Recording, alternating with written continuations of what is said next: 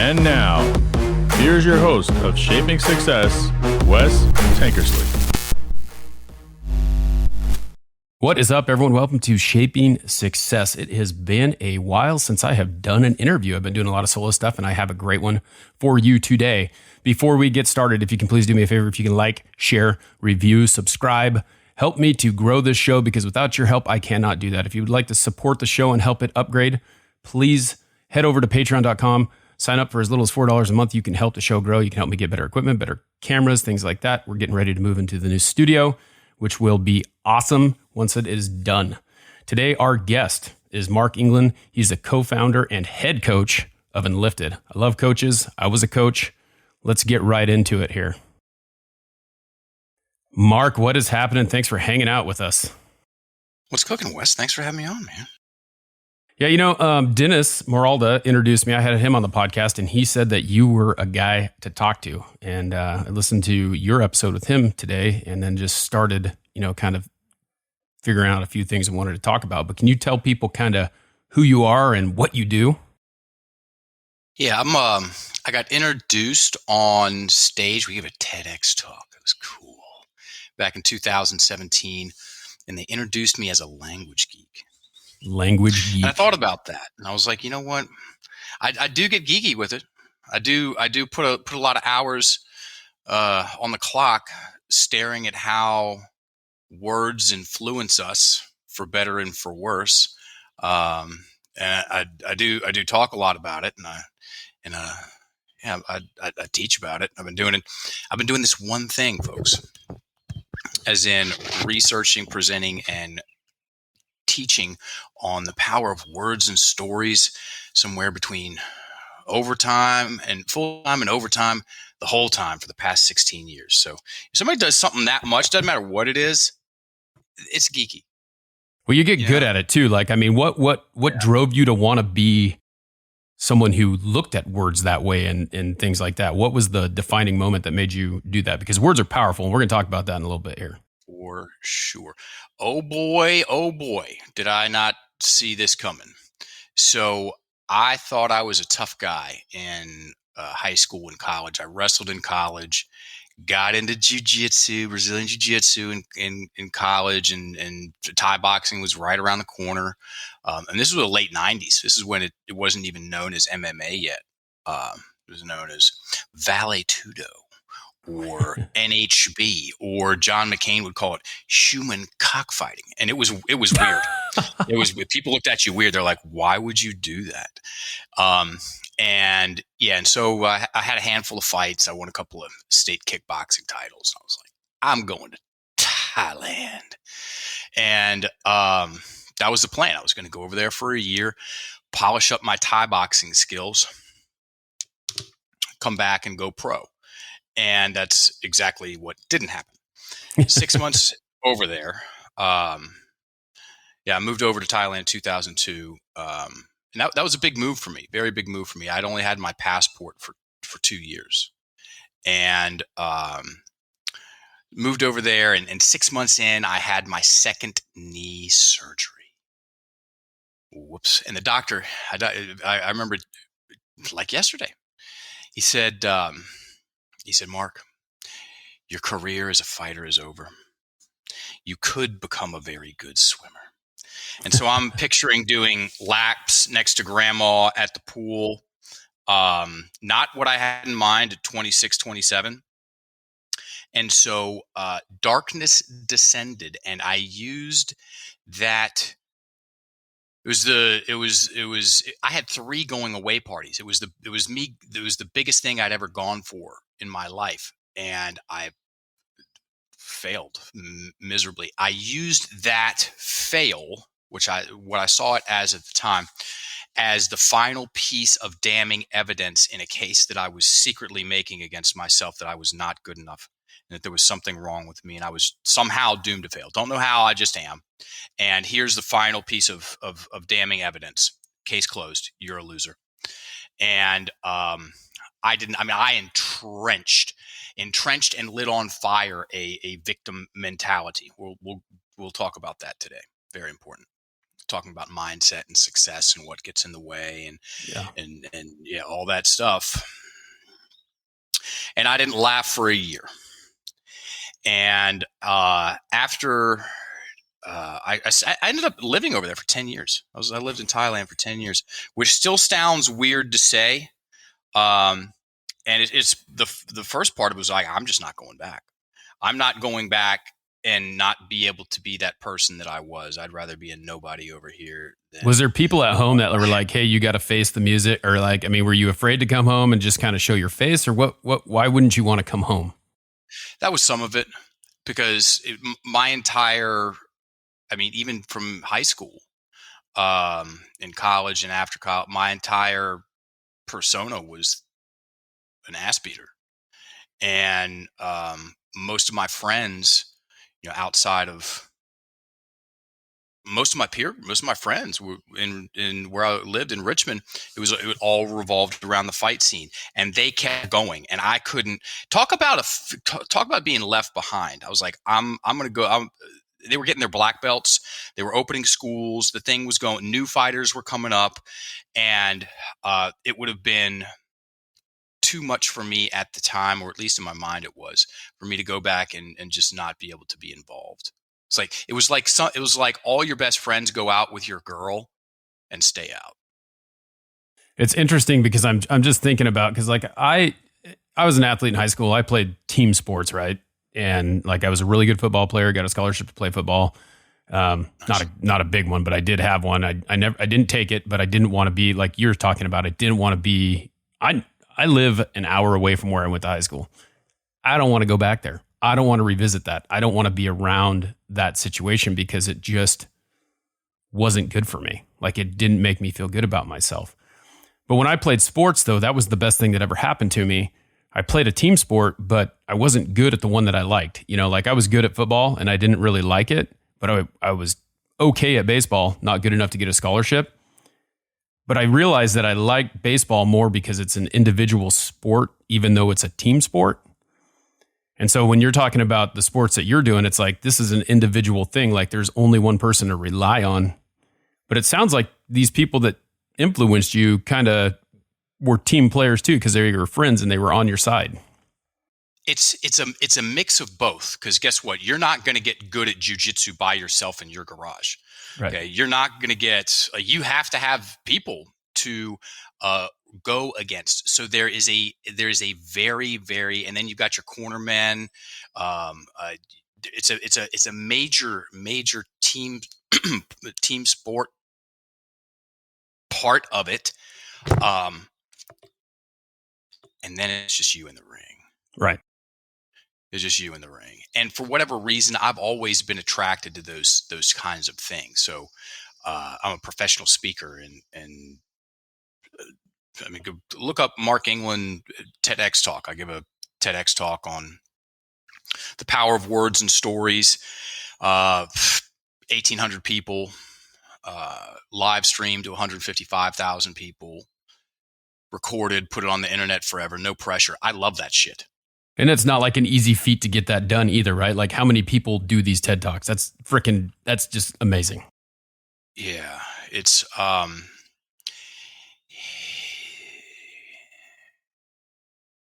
yeah, there's something very attractive about that to me. And I also like, I mean, we've got a great team at Enlifted, and I love them to pieces because I'm a one-trick pony. I'm good at one thing, and it's the vertical of the words and telling the stories about the words. And there's a lot more to a business than the product. Okay. Right. There's a lot more to a business than the content.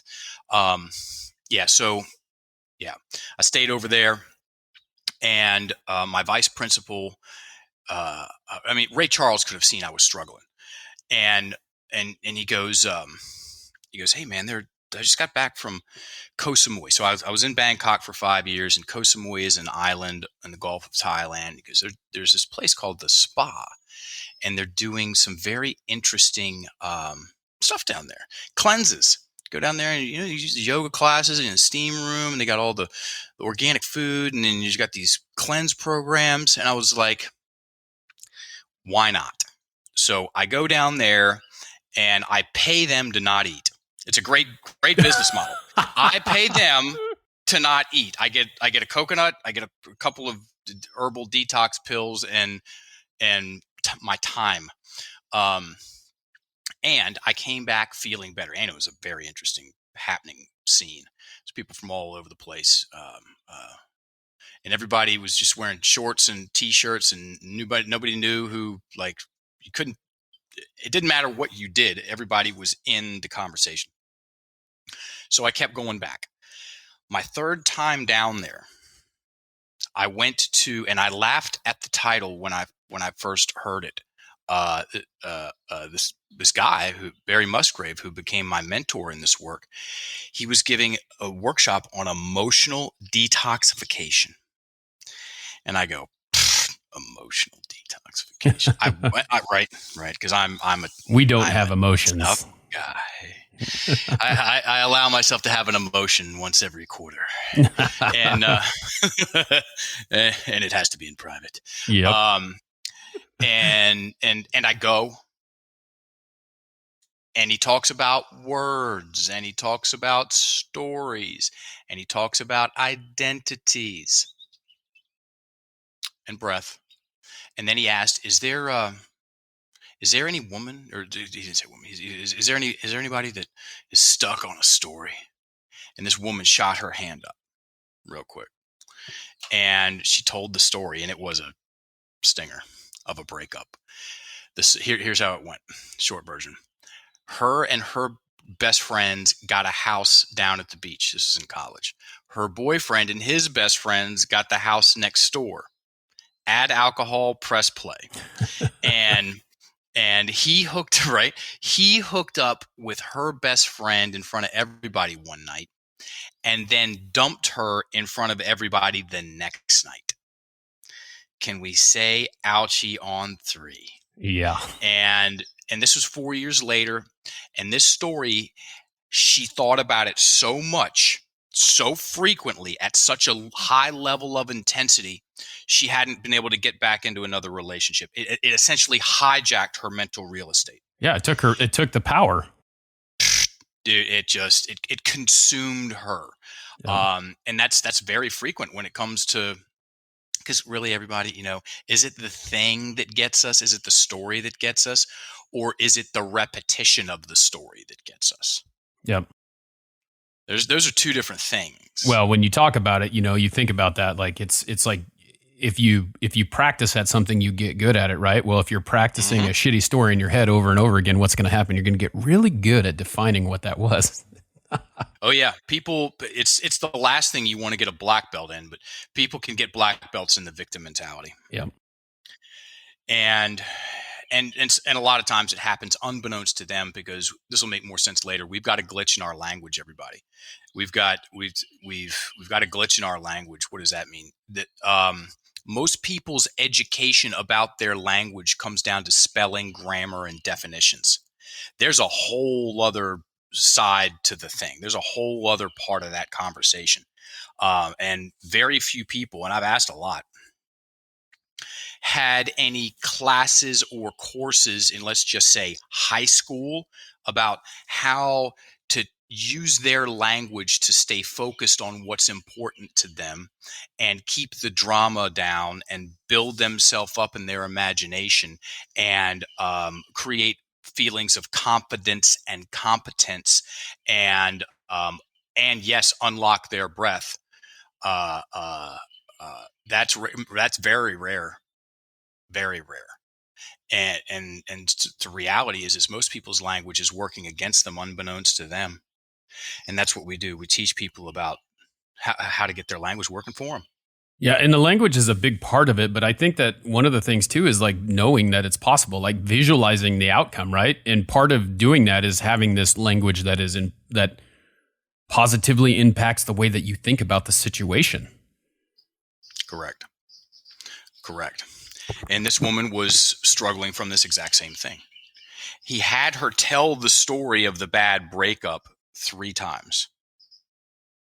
First time, he didn't touch anything. Just let her go through. Angry, crying, pissed. Second time through, he adjusted some of the words and the thing loosened up. Now she's sad, no tears. And everybody's like, huh. Third time through, he stopped her at the Lord of the Rings sentence, at the linchpin sentence, the sentence that held the whole thing together. Okay. And that's normal. That's normal that there's one or two sentences in a story that force the rest of the story. And this one sentence was this: he did that to me. And he had her repeat it 3 times because he knew what he was doing. He did that to me. One more time. So she's staring at the sentence and everybody else is staring at that same sentence, also known as a spell. Y'all know what the definition of a spell is? Webster's, not mine. Yeah. It's a word or a combination of words of great influence. That's it. And it goes both ways. Yep. So nothing ever works out for me is a combination of words that greatly influences someone, assuming that they believe it. Okay. I'm good at showing up, or I've got a lot of support.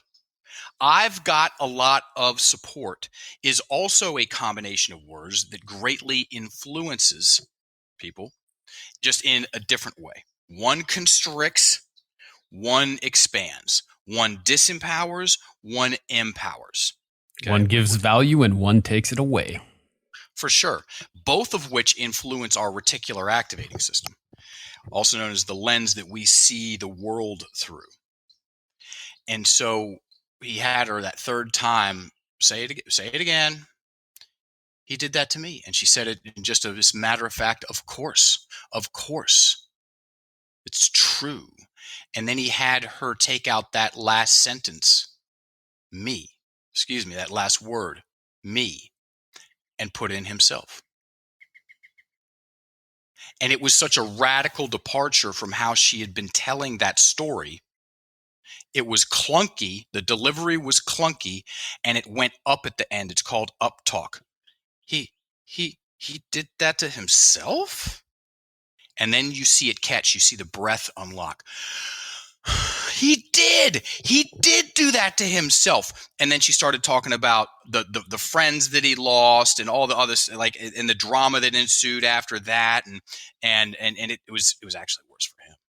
Yeah. Just unlocking the other side of that story. For sure. With one word. And then she walked herself right out of the rest of the story. And she goes, that guy was actually really weird. It wasn't going to work out anyway. Right. Isn't it weird how this, and it's kind of weird because this is the way that our society kind of is right now. It's like everyone has that victim mentality, right? And so we can't have a conversation where there is 2 sides of that story, but she's only seeing the one side, right? She's not seeing the other side. And that's where we are in this country right now. It's like there is this. We're in a pickle. Yeah, because we see it one way, we see it the other way. We're not open to anyone's other version of it, and we don't see both sides of it. Yeah, and that's take it or leave it. This is my personal opinion. The only way forward is in. Otherwise, it's war. Because it's a whole lot easier. This is what I do professionally all day long. It's a whole lot easier for most people to externalize blame and responsibility for their current state of affairs than to pick up a pen and write out their stories and start changing their language and turning their attention in on themselves. Oh boy, is that uncomfortable. It is at the same time, it pushes all the buttons. Part of us hates it. The lower level parts of us hate it. The higher level parts of us rejoice. And you're absolutely right. You see these picket lines and this side says that and that side says that. What happens when they meet, they actually, I read a book and it was the term for it when two clashing ideologies meet and argue and upregulate, they dig into the ideology. It gets stronger in them, regardless of what happens, regardless of what the other person says. It's a tribal mechanism thing. And so I'm watching things play out. And regardless of who's more right or who's wrong, and I have opinions on that thing, of course. Everybody's breath is trapped in their chest. Everybody's breathing is trapped in their chest. So we'll pick back up at that story and what happened for me there, and then we'll move into some examples if that's okay. Yeah, for sure. Okay, so I saw that, and it was you ever see Once Upon a Time in Hollywood? I have, but I do not recall it. I know I've seen it. It's is that the one? It's my favorite. Yeah, I'm sure. Leonardo DiCaprio and Brad Pitt, the Marilyn Manson, the story. Yeah, in the 60s. You ever seen the meme where Leonardo DiCaprio has got the beer and he's pointing? He's like that. Yep. It's a decent meme. Anyway, that's pointing what right happened for me. Pointing right at the TV, and people put all kinds of stuff in there. Like when someone has a strong recognition of something important. Right. That's what I did when she goes from he did that to me, which forced her. Look at this, everybody. Mechanically speaking, forced her to create the victim-villain mental imagery. Look at the words. He did that to me, because 2 equals 2. Or 2 plus 2 equals 4. She's going to get, he's going to be in the picture. She's also going to be in the picture. He's doing something to her. She has to wait for him to stop in her imagination for her to feel better, because that's where the majority of the conflict is going on. Like I said, that happened over that beach week period of time. And then she's been rehearsing this story in the way that she has, based on how her words were put together every day for 4.5 years. Right. And as long as she keeps the words the same, she's getting the same mental imagery. She's getting the same feelings and emotions. Her breath is going to stay trapped in her chest, and her body's going to be all tight. Yep. And so she took herself out of it. He did that to himself. That took her out of the picture, literally. And then she was able to see things from a different perspective. If you want to see things from a different perspective, everybody, you have to change the words. You have to. Because if you have the same words, then used in the same way, you're getting the same perspective. So there's this thing, everybody. It's called mindset. And it's a great thing to talk about. A lot of people talk about it. Let's keep talking about it. And the way it's talked about most often is in this big picture, philosophical way, where it's this thing that we know we need to get better at. And there's that confident person over there, looking person over there. I'm over here. Whoops, would have been nice. And let's work on our mindset. So, you know what that is? That's impractical. Look at the word impractical, impossible to practice. The bigger, more complicated and abstract the thing is, the harder it is to implement. Us at Enlifted, I'll give us a little bit of credit for the things we've done well. Excuse me. We've demystified the conversation about mindset, and we've gamified it. Guess what? So you go talk to somebody about mindset and ask them. That talks a lot. What is it? Ask them. Oh, well, it's mindset. And that's you're going to get that, or some big, complicated, hard to put into action thing. You know what mindset is? We've got a definition. We've got a simple definition. Here it is. Your mindset is the story that you tell yourself. Yeah. It's the story that you tell yourself. And you know what that story is made up of? Words. It's made up of words. And here's the best of news and the worst of news. we're participating in that story. Yep. It's like, sweet, I'm creating my reality. I'm creating my own story. Fuck, I'm creating my own story, right? So because again, part of us wants to be completely absolved of any wrongdoing in anything. It's the nature of the victim mentality. I see that and I go, dude, that's not my story, but that's my story.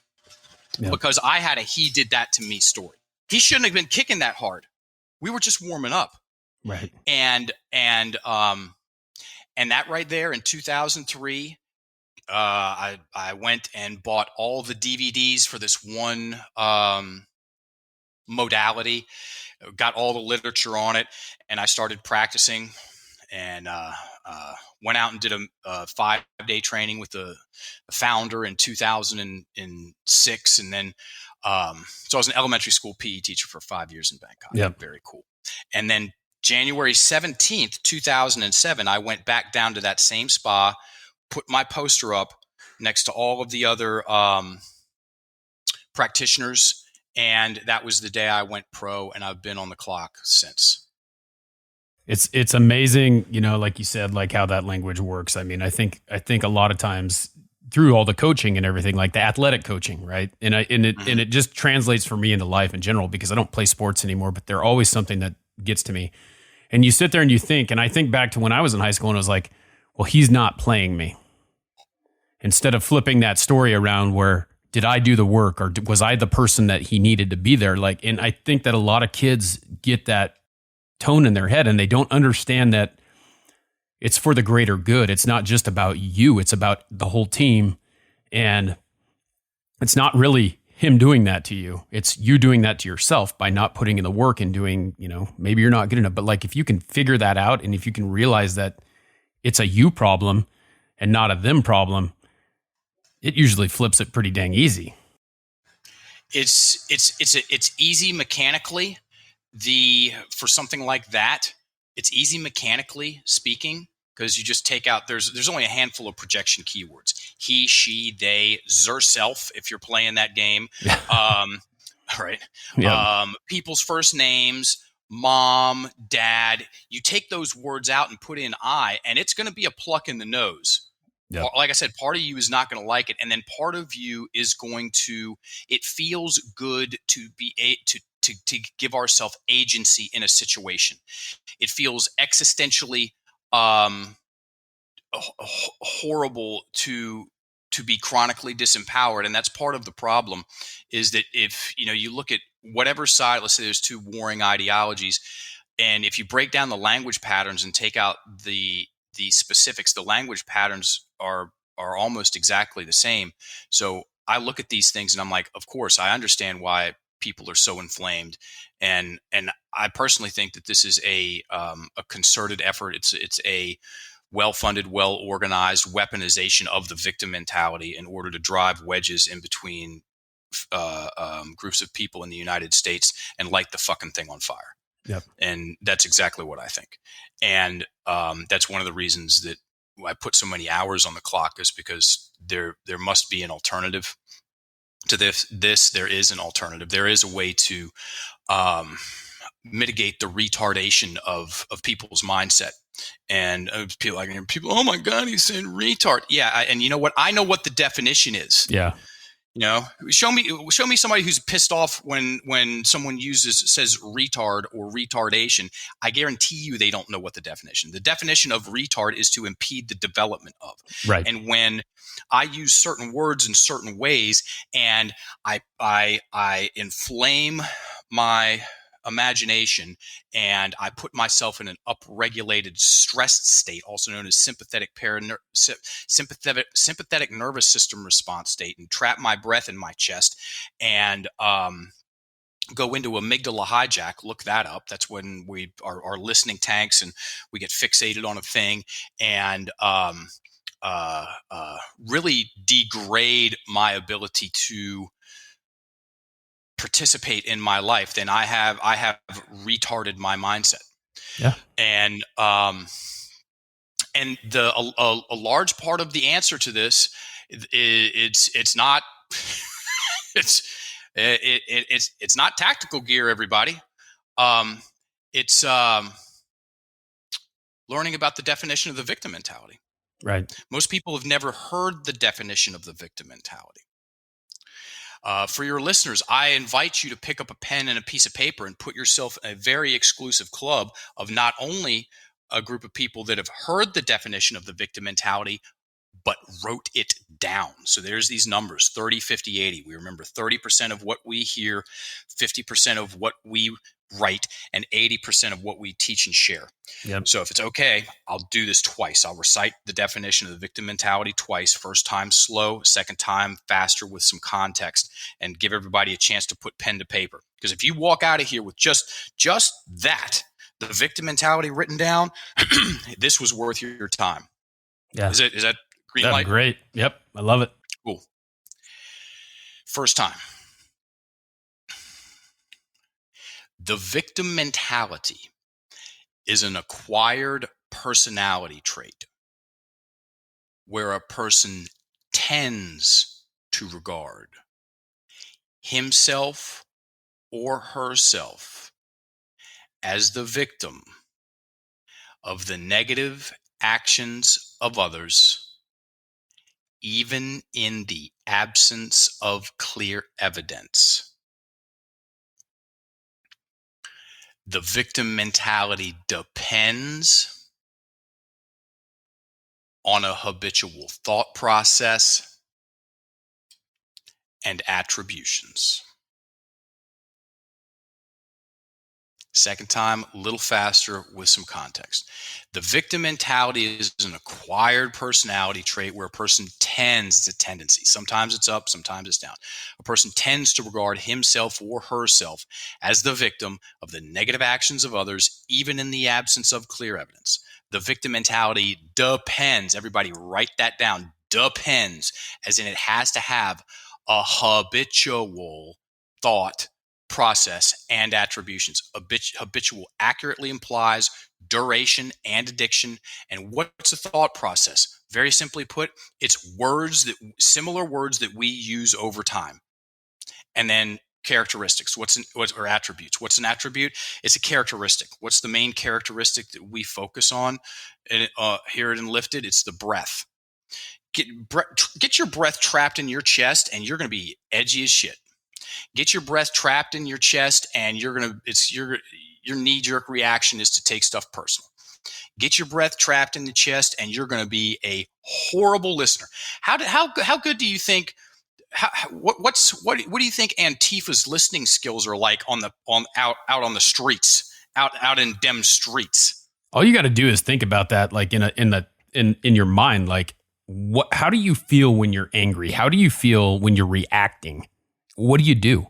The first thing you do is hold your breath and grit your teeth and just get angry, right?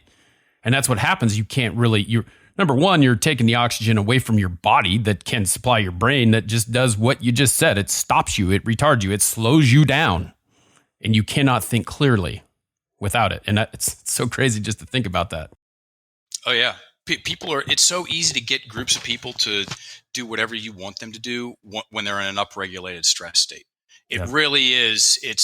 That's the precursor to I say jump, you say how high, and it's because look at how much they would lose, and you can pick any side of the street that feels existentially wrong and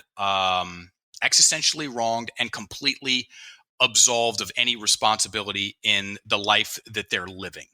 Okay. So hell yeah, I pick on Antifa. I think they're dorks. And and there's plenty to pick on both sides of the street. Right. Right. So let's just say, you're look at what they would lose. They would lose everything. They're oppressing me. Look at the words. They're oppressing me. It's called a projection, everybody. You're allowing them to oppress you. Well, it gets, I mean, you're a much nicer person than I am. Take out the they and put in I. When someone goes from they are oppressing me to I am oppressing me. Yeah. holy shit, the world just went from flat to round.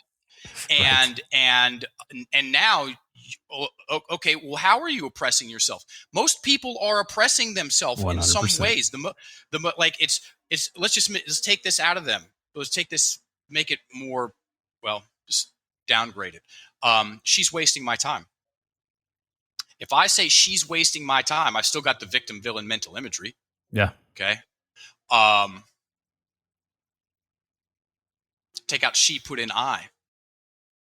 I'm wasting my time. It's funny. It's take that out, switch it, and walk away, because guess what? No one's wasting anyone's time anymore, right? Because I've decided that I'm not going to allow her to waste my time.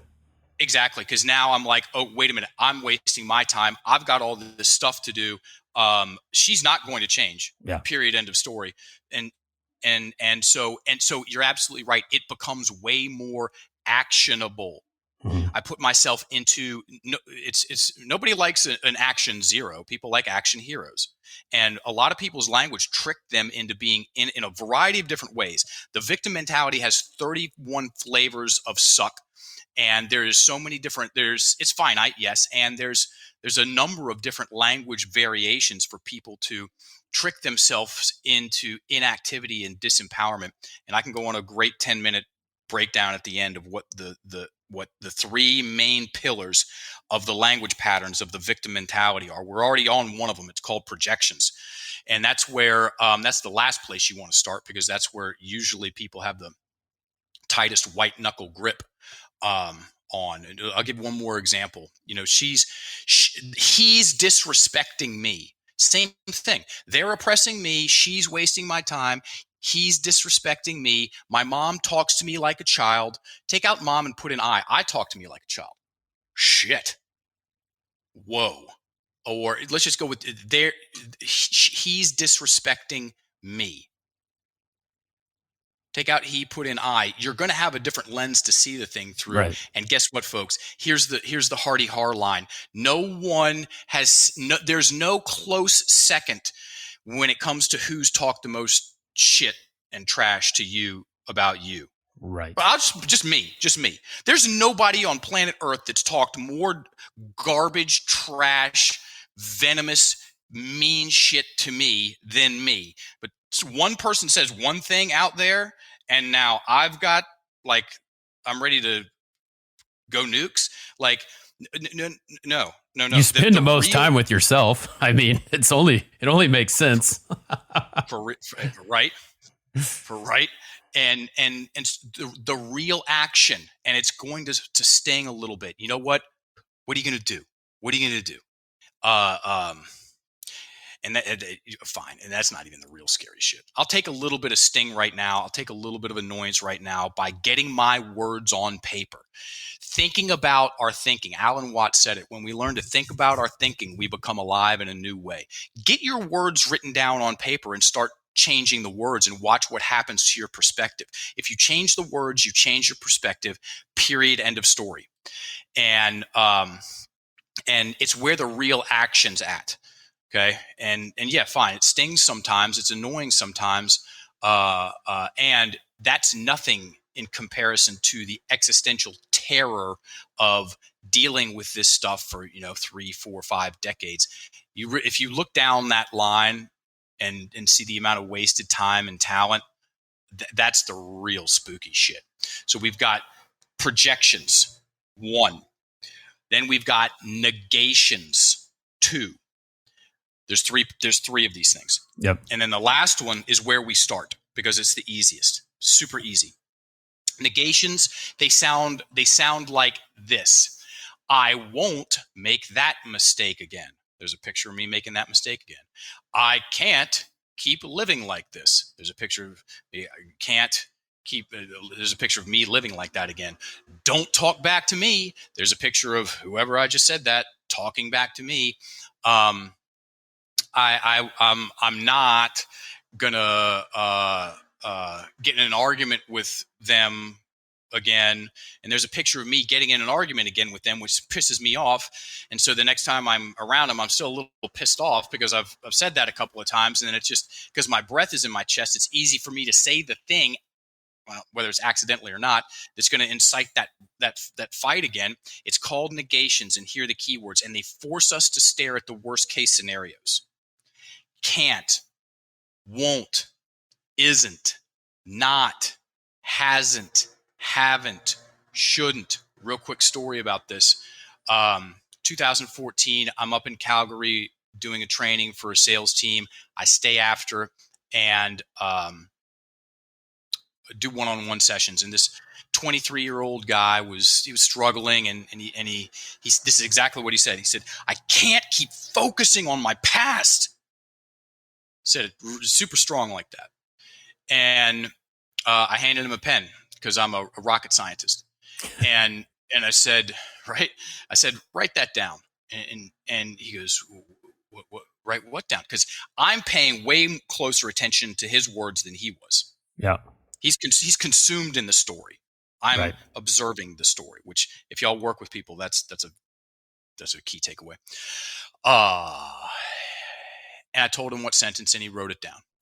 And I said, okay, if that's what you can't keep doing, what can you start doing? And just like that first person, he gave me a half sentence, and it was a little bit of a stutter, and it had up talk at the end. Focus on my future more? Because he wasn't used to using those words, right? And I said, yes, say it again. And it was like, take out the like. It took him a while. I can focus on my future more. I can focus on my future more. My driving teacher told me when I got in the car, I'm 46 now. He said, this is 30 years ago. He said, look where you want to go because you're probably going to go there. I'm still talking about that shit. And so now that we had him pointed in a better direction, I'm like, okay, what do you need to do? And he identified 3 things to do, which, because he's looking where he wants to go now. Read these 2 books that he know he needs to, enroll in the mentorship program, and go out for drinks with the boys every once a month. Socialize. He messaged me 9 months later and said, I'm making money. I moved out. Thank you so much. Yeah. Thanks again. Abracadabra. Right. Abracadabra? Yeah. So when I say abracadabra, most people think magic. There's usually one person that goes to Steve Miller Band. But, yeah, gonna reach out. Yeah, I gotcha. Right. Yep. And so when I learned about this, it was a major piece of the puzzle for me, and I talk about it a lot on podcast, just a lot.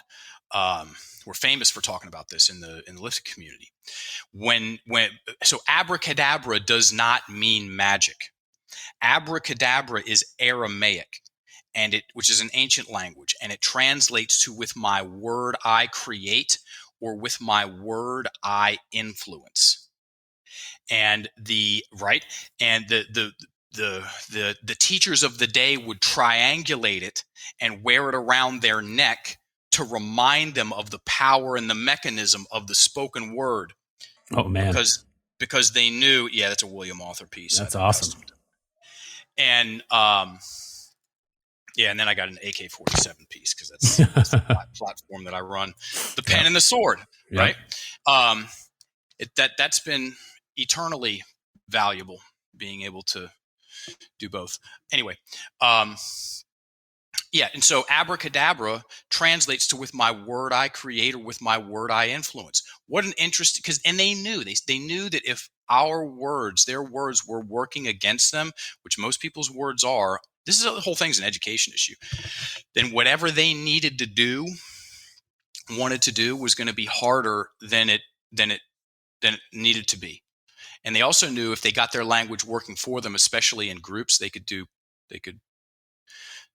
It's really is what do we want to do, and which is way cooler than what I don't deserve to do anything. I'm not good enough. That's another important definition. I'm not good enough. You know what? It's called a telephobia, the fear of not being good enough. There's a word for it. A telephobia. Look that shit up. And so we've got projection. We got the definition of the victim mentality. We've got projections. We've got negations. And now we've got soft talk. Wes, I'm going to say some sentences and you tell me what word stands out the most. I'm also going to inflect a little bit. I think I might be procrastinating. I think I might. You think you might? Here's a good one. If you think you are. Exactly. Maybe I'm drinking too much coffee. Yeah, you've probably had a few too many. Probably had a few too many. Right. I probably should spend more time with her. Yep. Probably. Just do it. And you probably should. Exactly. I guess I need to get back in the gym. You're fat. And you're not going to because you've got the guess in there. Yeah, right. I really should call them back. Make the call. Exactly. But you're not because you're shooting on yourself. Yeah, right. It's a very, very great thing to you've got a very high probability of not doing the thing that the word should is in the sentence connected to when you use the word should, because it creates pressure and obligation. So we're talking about soft talk, folks, and that language, those words are in your language and they force people to create excess indecision and anxiety, which is existentially, my favorite quote about it from Malmodius. I prefer the fear of making the wrong decision to the terror of indecision. And another important piece on identity, whatever we do for over a prolonged period of time, we get better and better and better at it. And then it's all, we do it, it's self-inflicted. And at some point in time, we get so good at it that we identify ourselves as such, and then we start to get really good at it. Here's a case in point. So somebody uses a lot of soft talk, okay, and they create a lot of indecision over a prolonged period of time. Eventually, they identify themselves as an indecisive person. Oh, yep. I'm just very indecisive. You're about to, once that spell gets cast, word or a combination of words of great influence, once that spell gets cast, you're now about to go to the next league of indecisive people. And it goes both ways. I'm really good at showing up. Show up. And eventually you'll be like, damn, I show up a lot. I'm good at this. And then you're about to get even better at showing up. So it's one of the conundrums of, you're basically like labeling yourself that you can or cannot do something by doing that. Like saying, nope, I'm OCD. I'm a procrastinator. I'm, those types of things. Like you're labeling yourself, whatever that situation is. And then it's kind of like visualization, right? Like you visualize with the end in mind and you see the result. Well, what's going to happen? You see the result as a negative outcome. You're not going to make that happen because you can't do it because there's all these reasons why you can't. You're not going to. Correct. Even in the absence of clear evidence. That's the last part of the first sentence of the victim mentality. As in, once we really get this thing cooking, we will doctor evidence. We will plant evidence. Right. We will fabricate evidence out of this is why I can't do that. Correct. It's called confirmation bias. Yep. And there's no opportunity out here. We're all so oppressed, and you keep playing with that. You know where you end up? You end up wrecked. You end up wrecked and destroyed. And in some form or fashion, nature finds a way to take out. It just weakens you. It weakens you. Nature finds a way to take care of, to get rid of inviable species or inviable subsets of species, because Well, I mean, we're not designed to hang out in stress states for prolonged periods of right. time. Well, and you think about it, like people who think that their circumstances define who they are, like that's the toughest thing that I see. I mean, you can come from a poor background, you can come from a oppressed background, you can come from all these different things, and you can be the victim, and you can allow that to keep you down where you're at, or you can figure out a way to claw your ass out. And that's, it all starts with changing the way that you look at the situation, because if you can't look at it from the other angle, you're never going to find it. Yep. And take it with a grain of salt, because it's the business that we're in. The most reliable way to change the way you look at something is to get the words on paper that describe the way you look at something. So take the thing that you're looking at and write the story of it on paper. Once the words are on paper, it is a profound difference between someone's ability to change their mind. If someone changes their mind, what are they saying? They changed their story. And if they change their story, then they changed words. Okay. The fastest, easiest way to change our mind and change our story is to get the story externalized, written on paper. As long as the story is kept up in the head, it swirls. It's seemingly infinite. Where does it start? Where does it stop? It's tough action.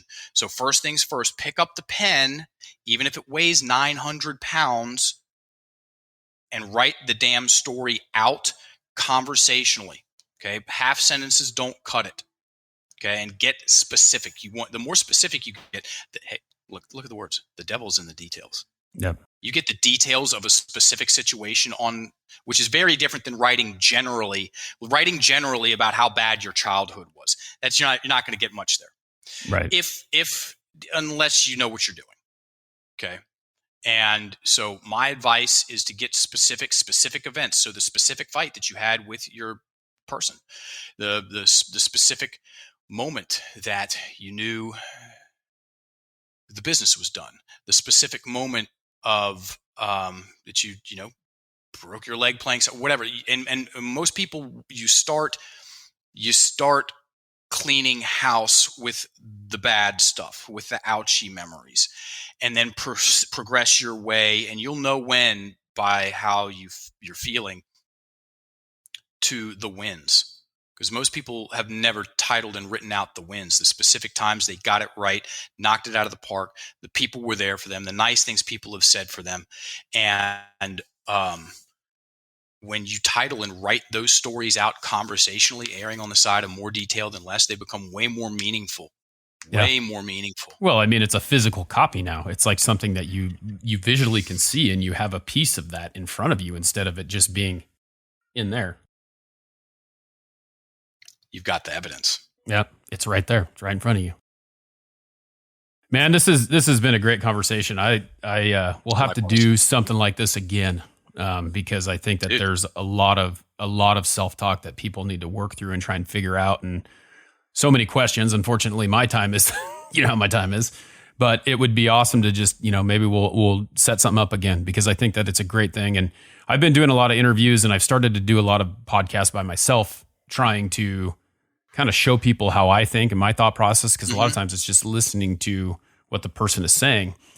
And I'm trying to interject my opinion a little bit more, and just like a topic, just talking about that. And I think that we can relate this in some certain way to life, like, in sports or in baseball, like how a young athlete is working through their products and how they're trying to realize that they are actually responsible for those terms and things like that. So, yeah, I'd love to have you back if you're interested, for sure. Very interested. Send me the link after we're done. I'll book in again, because I booked in for 7 podcasts yesterday in an hour, because I had them lined up. But this is like I said, this is something that I do. I go on podcasts. Yeah. Well, tell us a little bit about what you're doing, and where people can find you too, so that they know where to find you. Got it. We certify coaches in how to dismantle their clients' victim mentality, including their own. We teach people about the power of their words, and Yeah, we've graduated. We've been doing that for the full time for the past 4 years. We've graduated our 350th coach, and those are small batch. We only do 10 people per certification. All the trainings are delivered live. I deliver all the trainings, every single one of them. And we do it that way, which is rare in the coaching industry. We do it that way because this is more than coaching for us. This is an art. This is a craft, and we appreciate it and approach it as such. Go to enlifted.me. And that's everything that you'd ever want to know about the certifications. You could book in for a discovery call there as well. We have a podcast. It's called Get Enlifted. It's all about the words, and then IG at Enlifted Coaches. Yeah, and that's awesome that's happening. I think that this could be very valuable to anyone who is trying to do anything. Like I think about it. My job is sales, and I think about, not closing a deal. And I look at it this way: they didn't like me, and I turn it around on myself. What did I not give them that they needed? How can I change who I am versus how can I change who they are? And it's just it's one of those things that's super powerful, and you can use it in anything in life. You ever heard of Jeffrey Gitomer? I haven't. Look him up. He's an OG juggernaut in the sales game. He wrote the best selling sales book ever. It's either the Sales Bible or the Little Red Book of Selling. He's a personal friend and mentor to my business partner and I, and his wife, Jen Gitomer, is one of our level 2 coaches, and she's the sales coach for the Enlifted community. If you'd like to have her on, I can make that happen. Oh, that'd be awesome. Yep, definitely. Great people. Yep. And I'm working on another podcast as well. That's going to be a little bit different than this one. She might be good for both of them. So, dude, I've got a list of tremendous people I can recommend for you as far as guests are concerned. But that's an off podcast conversation. Well, I appreciate you hanging out, and we're going to do this again. So, I'll send you that link over, and we'll get her handled. Perfect. Thank you. Alrighty. Yep. Thanks a lot. Appreciate Mark taking time to hang out with us. We're going to have him back. We're going to talk more about the power of your words and empowering yourself and trying to make that a better situation for yourself, because it really is changing that victim mentality. Until next time, I challenge you to find the shape of your success.